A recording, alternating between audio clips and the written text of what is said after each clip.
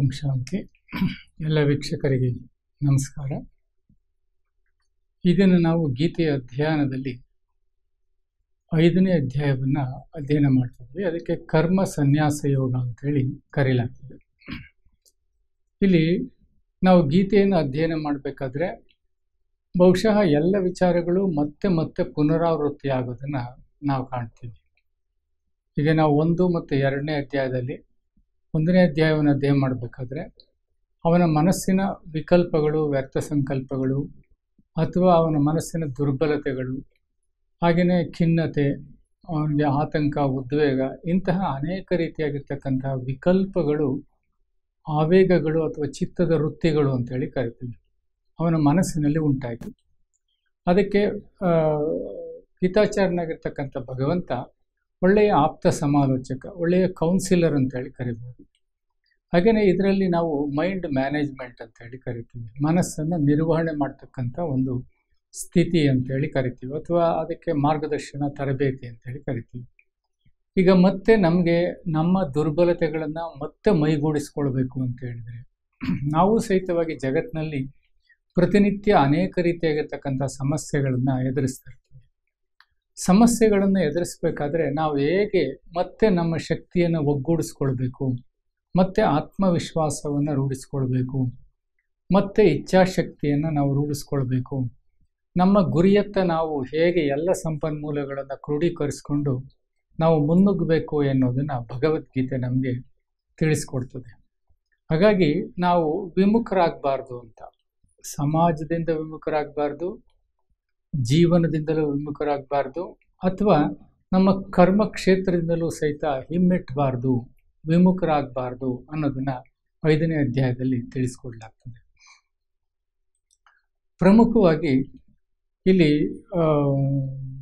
ಅರ್ಜುನ ಕೇಳ್ತಕ್ಕಂಥ ಪ್ರಶ್ನೆ ಏನಂತಂದರೆ, ನೀನು ಸಾಂಖ್ಯಯೋಗನೂ ಹೇಳ್ದೆ, ಜ್ಞಾನಯೋಗನೂ ಹೇಳ್ದೆ, ಇಲ್ಲಿ ನೀನು ಹೇಳ್ತೀಯ ಕರ್ಮಯೋಗನೇ ಶ್ರೇಷ್ಠ ಅಂತ ಹೇಳ್ತೀಯ ಅಂಥೇಳಿ.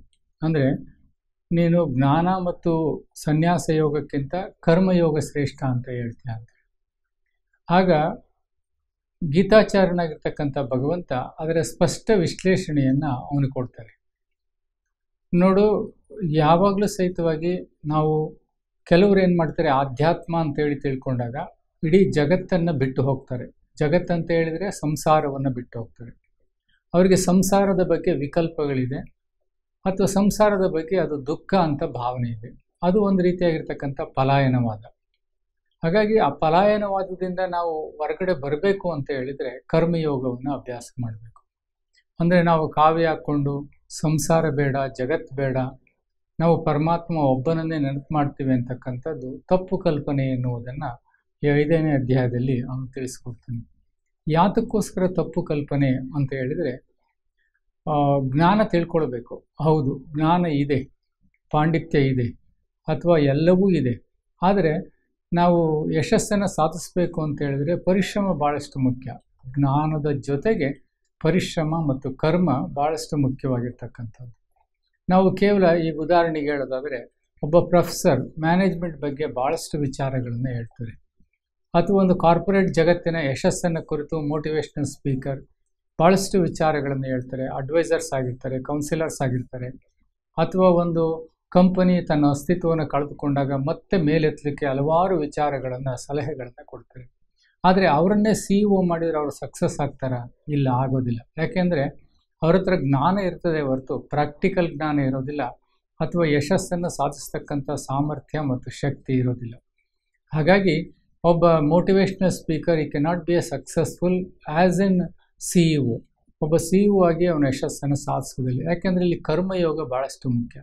ಕೇವಲ ಜ್ಞಾನ, ಪಾಂಡಿತ್ಯ ಇದ್ದರೆ ಸಾಲದು, ನಮಗೆ ಪ್ರಾಕ್ಟಿಕಲ್ ಅನುಭವಗಳು ಸಹಿತ ಬೇಕಾಗ್ತದೆ. ನಾವು ವಿಶ್ಲೇಷಣೆ ಮಾಡ್ಬೋದು, ತಾರ್ಕಿಕವಾಗಿ ವಿಶ್ಲೇಷಣೆ ಮಾಡ್ತೀವಿ, ಬೌದ್ಧಿಕವಾಗಿ ವಿಶ್ಲೇಷಣೆ ಮಾಡ್ತೀವಿ, ಅಥವಾ ವಿವೇಕವನ್ನು ಅಪ್ಲೈ ಮಾಡಿ ವಿವೇಚನೆಯನ್ನು ಮಾಡ್ತೀವಿ, ಟೇಸ್ಟ್, ಹ್ಯಾಬಿಟ್ಸ್, ಪ್ಯಾಷನ್, ಬಿಹೇವಿಯರ್, ಹೀಗೆ ಸಮಾಜದ ಅನೇಕ ಸಂವೇದನೆಗಳನ್ನು, ಕ್ರಿಯೆ ಪ್ರಕ್ರಿಯೆಗಳನ್ನು, ಅಥವಾ ದ್ವಂದ್ವಗಳನ್ನು, ಸಂಘರ್ಷಗಳನ್ನು ಅಧ್ಯಯನ ಮಾಡಿಕೊಂಡು ನಾವು ಮಾರ್ಕೆಟಿಂಗ್ ಸಿಸ್ಟಮ್ ಮತ್ತು ಪ್ರೊಡಕ್ಷನ್ ಸಿಸ್ಟಮ್, ಅಂದರೆ ಕನ್ಸಂಪ್ಷನ್, ಪ್ರೊಡಕ್ಷನ್, ಎಕ್ಸ್ಚೇಂಜ್, ಡಿಸ್ಟ್ರಿಬ್ಯೂಷನ್, ಈ 4 ವಿಧಾನಗಳನ್ನ ಅಧ್ಯಯನ ಮಾಡಿ ಹೇಳ್ಬೋದು. ಆದರೆ ಬಟ್ ಆ್ಯಸ್ ಎ CEO ಆಗಿರ್ತಕ್ಕಂಥವನು ಅವನಿಗೆ ಕರ್ಮವೇ ಭಾಳಷ್ಟು ಮುಖ್ಯವಾಗಿರ್ತದೆ. ಹಾಗಾಗಿನ ಇಲ್ಲಿ ಅರ್ಜುನ ತನ್ನ ಶಸ್ತ್ರಾಸ್ತ್ರಗಳನ್ನು ಕೆಳಗಿಟ್ಟ ಮೇಲೆ ಅವನನ್ನು ವೀರ ಯೋಧನನ್ನಾಗಿ ಮಾಡಬೇಕಾಗಿತ್ತು, ಅವನ ದುರ್ಬಲತೆಗಳನ್ನು ಹೊರಗೆ ತೆಗಿಬೇಕಾಗಿತ್ತು.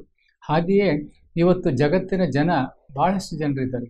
ಆದರೆ ಇಲ್ಲಿ ಒಂದು 4 ಥರದ ಜನರಿರ್ತಾರೆ. ಅಂದರೆ ಕೆಲವ್ರು ಏನು ಮಾಡ್ತಾರೆ, ದೇ ಆರ್ ಎಕ್ಸ್ಪ್ರೆಸ್ ಮಾಡೋದಿಲ್ಲ ಏನನ್ನು, ಯಾವುದೇ ಪ್ರತಿಕ್ರಿಯೆಗಳಿರ್ಬೋದು. ಈಗ ಪಾಕಿಸ್ತಾನ ಅಥವಾ ಯಾವುದೋ ಯುದ್ಧ ನಡೀತಿದೆ ಅಂತ ತಿಳ್ಕೊಳ್ಳಿ, ಯುಕ್ರೇನಲ್ಲಿ. ಜನರು ಅದ್ರ ಬಗ್ಗೆ ತಲೆ ಕೆಡಿಸ್ಕೊಳ್ಳೋದಿಲ್ಲ, ಹೌದು ಅಲ್ಲ ಅಥವಾ ಅದು ಸರಿ ಇದು ಸರಿ ಅಂತ ಏನು ಹೇಳೋದಿಲ್ಲ. So they are silent people, ಅವರೇನು ಯಾವುದನ್ನು ವ್ಯಕ್ತಪಡಿಸೋದಿಲ್ಲ. 2ನೇ ವರ್ಗದ ಜನರಿರ್ತಾರೆ, ಅವರು ಯಾವಾಗಲೂ ಪ್ರತಿಕ್ರಿಯೆಯನ್ನು ನೀಡ್ತಾರೆ, ಆದರೆ ಸೊಲ್ಯೂಷನನ್ನು ಅವ್ರು ಕಂಡುಹಿಡಿಯೋದಿಲ್ಲ. ಕೇವಲ ಎಲ್ಲಾದರೂ ಒಂದು ಕಡೆ ಕಾಫಿ ಕ್ಲಬ್ಬಲ್ಲಿ ಕೂತ್ಕೊಳ್ತಾರೆ, ಅಥವಾ ರೋಡ್ ಸೈಡಲ್ಲಿ ನಿಂತ್ಕೊಳ್ತಾರೆ, ಅಥವಾ ಆಲದ ಮೇಲೆ ಕೂತ್ಕೊಳ್ತಾರೆ. ಅಲ್ಲಿ ಅನೇಕ ವಿಚಾರಗಳನ್ನು ಸಾಮಾನ್ಯ ಪಂಚಾಯಿತಿಯಿಂದ ಹಿಡಿದು ಮೋದಿಯವರಿಗೆ ಅಥವಾ ಯುಕ್ರೇನ್ ಯುದ್ಧ ಅಥವಾ ಪಾಕಿಸ್ತಾನ ಯುದ್ಧದವರಿಗೆ ಚರ್ಚೆ ಮಾಡ್ತಾರೆ, ಆದರೆ ಅವರೇನೂ ಮಾಡೋದಿಲ್ಲ. They are only the talkers ಅಷ್ಟೇ, ಬರೀ ಮಾತನಾಡ್ತಾರೆ ಹೊರತು ಅವರು ಯಾವುದೇ ಸೊಲ್ಯೂಷನ್ನ ಕಂಡುಹಿಡಿಲ್ಲ. ಸೊ 3ನೇ ವರ್ಗದ ಜನ ಏನು ಮಾಡ್ತಾರೆ ಅಂದರೆ ದೇ ಆರ್ ಮೋಟಿವೇಟರ್ಸ್ ಅಂತ ಹೇಳ್ಬಿಟ್ಟು. ಅಂದರೆ ಮೋಟಿವೇಟರ್ಸ್ ಅಂದರೆ ಇನ್ನೊಬ್ಬರನ್ನು ಪ್ರೇರಣೆಯನ್ನು ಕೊಡ್ತಾರೆ ಅಥವಾ ಇನ್ನೊಬ್ಬರಿಗೆ ಪ್ರೋತ್ಸಾಹವನ್ನು ಕೊಡ್ತಾರೆ, ಅವರು ಯಶಸ್ಸನ್ನು ಸಾಧಿಸ್ತಾರೆ. 4ನೇವ್ರು ಇರ್ತಾರೆ ಸಕ್ಸೆಸಿವ್ ಪೀಪಲ್ ಅಂತ, ಅಂದರೆ ಯಶಸ್ಸನ್ನು ಸಾಧಿಸಿದವರು ಅಂತೇಳಿ. ಹಾಗಾಗಿ 3 ಮತ್ತು 4ನೇ ವರ್ಗದ ಜನ ಏನಿರ್ತಾರೆ ಅವರು ಕರ್ಮಯೋಗಿಗಳಾಗಿರ್ತಾರೆ ಅಥವಾ ಕರ್ಮದ ಎಲ್ಲ ಗುಹ್ಯಗತಿಗಳನ್ನು ತಿಳಿದಂಥವರಾಗಿರ್ತಾರೆ. ಹಾಗಾಗಿ ಭಗವದ್ಗೀತೆ ಎನ್ನುವುದು ಆಧುನಿಕ ಯುಗಕ್ಕೆ ಪ್ರಸ್ತುತವಾಗಿರ್ತಕ್ಕಂಥ ಒಂದು ಚಿಂತನೆಯನ್ನು, ಆಲೋಚನೆಯನ್ನು ಕೊಡ್ತಕ್ಕಂತಹ ಜ್ಞಾನವಾಗಿದೆ. ನಮಗೆ ಇಲ್ಲಿ ಸನ್ಯಾಸತ್ವ ಅಂತ ಹೇಳಿದರೆ ಮನೆ ಮಠ ಬಿಟ್ಟೋಗೋದಲ್ಲ, ಮನೆಯಲ್ಲಿ ಇದ್ದುಕೊಂಡೇ ನಾವು ಆ ಕೆಲಸವನ್ನು ಮಾಡಬೇಕಾಗ್ತದೆ, ಪರಮಾತ್ಮನ ನೆನಪನ್ನು ಮಾಡಬೇಕಾಗ್ತದೆ.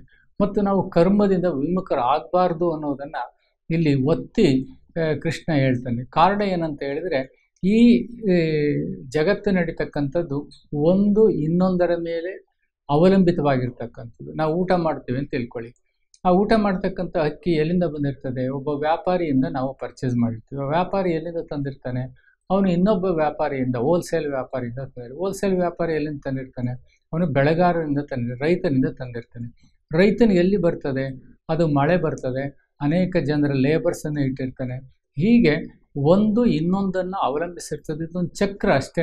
ಹೇಗೆ ಮೋಡ ಆಗಿ ಮಳೆ ಸುರಿತದೆ, ಮಳೆ ಸುರಿದಿದ್ದು ಅನೇಕ ಕಡೆಗಳಲ್ಲಿ ಹರಿತದೆ, ಮತ್ತೆ ಅದು ಮೋಡವಾಗಿ ಮತ್ತೆ ವಾಪಸ್ ಬರ್ತದೆ, ಅದೊಂದು ಚಕ್ರ.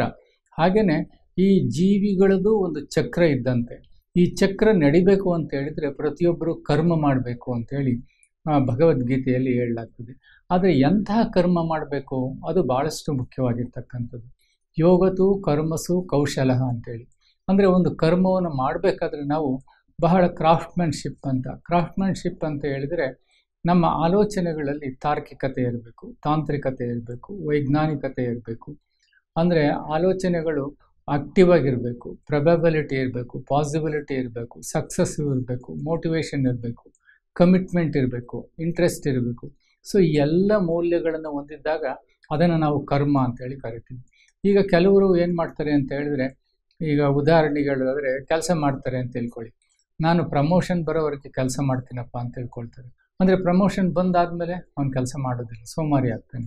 ಹಾಗೆಯೇ ನನಗೆ ಯಾವುದೋ ಒಂದು ವಸ್ತು ಬೇಕಾಗಿದೆ, ಆ ವ್ಯಕ್ತಿಯಿಂದ ಏನೋ ಕೆಲಸ ಆಗಬೇಕಾಗಿದೆ, ಆ ಕೆಲಸ ಆಗೋವರೆಗೆ ನಾನು ಈ ಕೆಲಸ ಮಾಡ್ತೀನಿ ಅಂತೇಳಿ. ಅಂದರೆ ನಾವು ಒಂದು ಕೆಲವನ್ನ ಆಶೆ ಇಟ್ಟುಕೊಂಡು ನಾವು ಕರ್ಮಗಳನ್ನು ಮಾಡ್ತೀವಿ. ಆದರೆ ಭಗವದ್ಗೀತೆ ಅದನ್ನು ತಪ್ಪು ಅಥವಾ ಇಲ್ಯೂಷನ್ ಅಂತೇಳಿ ಕರೀತದೆ. ನಾವು ಯಾವುದೇ ಆಶಯಗಳನ್ನು ಆಶಯಗಳನ್ನ ಇಟ್ಕೊಳ್ಬೋದು, ಆಸೆಗಳನ್ನು ಇಟ್ಕೊಳ್ಬಾರ್ದು.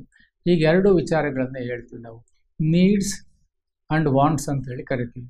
ನೀಡ್ಸ್ ಅಂತ ಹೇಳಿದರೆ ಅಗತ್ಯಗಳು ಅಂತೇಳಿ ಕರಿತೀವಿ. ಅಗತ್ಯಗಳಿಗಿಂತ ಹೆಚ್ಚಾಗಿ ಯೋಚನೆ ಮಾಡಿದರೆ ಅದನ್ನು ವಾಂಟ್ಸ್, ಆಸೆ ಅಂತೇಳಿ ಕರಿತೀವಿ. ಅದನ್ನೇ ಬುದ್ಧ ಆಸೆಯ ದುಃಖಕ್ಕೆ ಕಾರಣ ಅಂತೇಳಿ ಕರೆದಿದ್ದು. ಹೀಗಾಗಿ ಆಸೆ ಅಂತಕ್ಕಂಥದ್ದು ನಮಗೆ ಇರಬಾರ್ದು, ಆಶಯಗಳಿರಬೇಕು, ನಮಗೆ ಪ್ರೇರಣೆ ಇರಬೇಕು, ಮಾಡಬೇಕು ಅಂತಕ್ಕಂಥ ಆತ್ಮವಿಶ್ವಾಸ ಇರಬೇಕಾಗ್ತದೆ. ಒಂದು ಕೆಲಸ ಮಾಡಬೇಕಾದ್ರೆ ನಮಗೆ ಕಮಿಟ್ಮೆಂಟ್ ಅಂತೇಳಿ ಕರಿತೀವಿ. ಕಮಿಟ್ಮೆಂಟ್ ಅಂತ ಹೇಳಿದರೆ ಬದ್ಧತೆ ಅಂತೇಳಿ ಕರಿತೀವಿ. ಅಂದರೆ ನಾವು ಆ ಕರ್ಮದ ಸೂಕ್ಷ್ಮಾತಿ ಸೂಕ್ಷ್ಮಗಳನ್ನು ಅರ್ಥ ಮಾಡಿಕೊಂಡು, ಅದರ ಕ್ರಿಯಾಶೀಲತೆ ಕಾರ್ಯಸಾಧ್ಯತೆಯನ್ನು ಅರ್ಥ ಮಾಡಿಕೊಂಡು ನಾವು ಅದಕ್ಕೆ ಇಳಿಬೇಕಾಗ್ತದೆ. ಹೇಗೆ ಇಳಿಬೇಕಾಗ್ತದೆ? With plans ಇಳಿಬೇಕಾಗ್ತದೆ. ಅಂದರೆ ಯೋಜನೆ ಬದ್ಧವಾಗಿ ನಾವು ಇಳಿಬೇಕಾಗ್ತದೆ. ಯೋಜನೆಗಳಿಲ್ಲದೆ ನಾವು ಕಾರ್ಯಗತಗೊಳಿಸಿದರೆ ಅಯಶಸ್ವಿ ಆಗ್ತದೆ.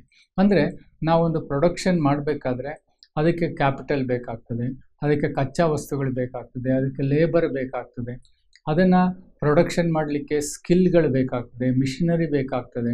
ಎಲ್ಲ ಪ್ರೊಡಕ್ಷನ್ ಆಯಿತು, ಅದಕ್ಕೆ ಬೇಕಾಗಿರ್ತಕ್ಕಂಥ ಗುಣಮಟ್ಟ ಬೇಕಾಗ್ತದೆ, ಅಥವಾ ಯೂಸರ್ ಫ್ರೆಂಡ್ಲಿ ಇರಬೇಕಾಗ್ತದೆ. ಅಂದರೆ ಜನರಿಗೆ ಅದನ್ನು ಉಪಯೋಗಿಸಲಿಕ್ಕೆ ಫ್ರೆಂಡ್ಲಿ ಆಗಿರಬೇಕಾಗ್ತದೆ. ಮತ್ತು ಜನರ ಅಭಿರುಚಿಗೆ ತಕ್ಕಂತೆ, ಟೇಸ್ಟ್, ಹ್ಯಾಬಿಟ್ಸ್, ಫ್ಯಾಷನ್, ಬಿಹೇವಿಯರ್ ಅಂತೇಳಿ ಕರಿತೀವಿ. ಅಂದರೆ ಅಭಿರುಚಿಗಳಿಗೆ ತಕ್ಕಂತೆ ನಾವು ಒಂದು ವಸ್ತುವನ್ನು ಉತ್ಪಾದನೆ ಮಾಡಬೇಕಾಗ್ತದೆ. ಬಟ್ ಅದನ್ನು ಮಾರ್ಕೆಟಿಂಗ್ ಅಂತೇಳಿ ಕರಿತೀವಿ. ಹೀಗೆ ಒಂದು ಪ್ರೋಸೆಸ್ ಇರ್ತದೆ. ಆ ಪ್ರೋಸೆಸ್ ಎಲ್ಲವನ್ನೂ ಅರ್ಥ ಮಾಡಿಕೊಂಡು ನಾವು ಒಂದು ಕರ್ಮಕ್ಕೆ ಇಳಿದಾಗ ಅಥವಾ ಒಂದು ಕ್ರಿಯಾಶೀಲತೆಗೆ ಇಳಿದಾಗ ನಾವು ಸಕ್ಸಸ್ ಆಗ್ತೀವಿ. ಅದನ್ನೇ ಭಗವದ್ಗೀತೆ ಹೇಳ್ತಕ್ಕಂಥದ್ದು. ಭಗವದ್ಗೀತೆ ಏನನ್ನು ಹೇಳ್ತದೆ ಅಂದರೆ, ನಮ್ಮ ಕರ್ಮಸು ಕೌಶಲಃ ಅಂತೇಳಿ ಕರೀಲಾಗ್ತದೆ. ಹಾಗೆಯೇ ಸಮತ್ವಂ ಪ್ರಮುಚ್ಯತೆ ಅಂತೇಳಿ ಕರೀಲಾಗ್ತದೆ. ಅಂದರೆ ನಾವೊಂದು ಕರ್ಮವನ್ನು ಮಾಡಬೇಕಾದ್ರೆ ಯಾವುದೇ ಫಲಾಪೇಕ್ಷೆಯನ್ನು ಇಟ್ಕೊಳ್ಬಾರ್ದು ಅಂಥೇಳಿ. ಅಂದರೆ ನಾನು ಒಂದು ಕೆಲಸ ಮಾಡ್ತೀವಿ ಅಂತ ತಿಳ್ಕೊಳ್ಳಿ, ಅದು ಸಮಾಜಮುಖಿಯಾಗಿ ಜೀವನ್ಮುಖಿಯಾಗಿರ್ತದೆ. ಈಗ ಉದಾಹರಣೆಗೆ ಒಂದು ಫ್ಯಾಕ್ಟ್ರಿಯಲ್ಲಿ ವಸ್ತುಗಳನ್ನು ಉತ್ಪಾದನೆ ಮಾಡ್ತೀವಿ ಅಂತ ತಿಳ್ಕೊಳ್ಳಿ, ಅದು ಜನರ ಸೇವೆ, ಜನರ ಅಗತ್ಯಗಳನ್ನು ನಾವು ಪೂರೈಸ್ತೀವಿ.